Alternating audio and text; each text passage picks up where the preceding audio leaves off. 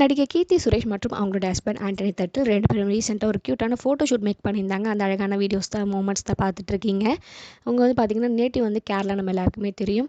அந்த முறைப்படி பார்த்திங்கன்னா அழகாக ட்ரெஸ்ஸிங் பண்ணி 2 பேருமே பார்க்க ரொம்பவே லவ்லியாக இருந்தாங்க. ரீசெண்டாக தான் இவங்களோட மேரேஜ் வந்து நடந்து முடிஞ்சுது. அந்த அழகான லவ்லி மூமெண்ட்ஸ்லாம் வீடியோ வந்து ஷேர் பண்ணியிருக்கோம். பார்க்காதவங்க நம்ம சேனல் செக் அவுட் பண்ணி பாருங்கள். அவங்களோட லவ் ஸ்டோரி எப்படி ஸ்டார்ட் ஆச்சுன்றதும் கீர்த்தி சுரேஷ் அழகாக ஷேர் பண்ணியிருந்தாங்க. ஸ்கூல் படிக்கும்போதே அவங்க வந்து லவ் பண்ண ஸ்டார்ட் பண்ணி இப்போ தான் வந்து ஃபேமிலியோட சம்மதத்தோட இத்தனை வருஷம் கழிச்சு 17 வருஷம் கழிச்சு அவங்களோட மேரேஜ் நடக்குதுன்ற ஹாப்பி மூமெண்ட்ஸ்லாம் வந்து கீர்த்தி சுரேஷ் ரீசெண்டாக ஒரு இன்டர்வியூவில் வந்து ஷேர் பண்ணியிருந்தாங்க. இப்போ வந்து பார்த்திங்கன்னா பாலிவுட்டில் வந்து பேபி ஜான்ன்ற மூவி அட்லி வந்து டைரக்ட் பண்ணி அவங்களோட ஒய்ஃப் பிரியா அட்லி வந்து ப்ரொடியூஸ் பண்ணியிருந்தாங்க. தெரி மூவி, நம்ம விஜய் சாரோட தெரி மூவியோட ரீமேக் தான். பட் அது வந்து பார்த்திங்கன்னா அந்த அளவுக்கு நினச்ச அளவுக்கு அவங்களுக்கு ரெவென்யூ வரலன்னே சொல்லலாம்.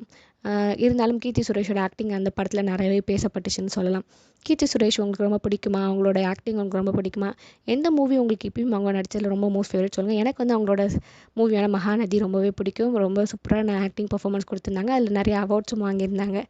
ஸோ வந்து கீர்த்தி சுரேஷோட ஆக்டிங் பர்ஃபார்மன்ஸில் எந்த மூவி உங்களுக்கு ரொம்ப ஃபேவரட்னு மறக்காம கமெண்ட் செக்ஷனில் ஷேர் பண்ணிக்கோங்க. இது மாதிரி நிறைய அப்டேட்ஸ் தெரிஞ்சுக்கலாம். சேனலை சப்ஸ்கிரைப் பண்ணிக்கோங்க.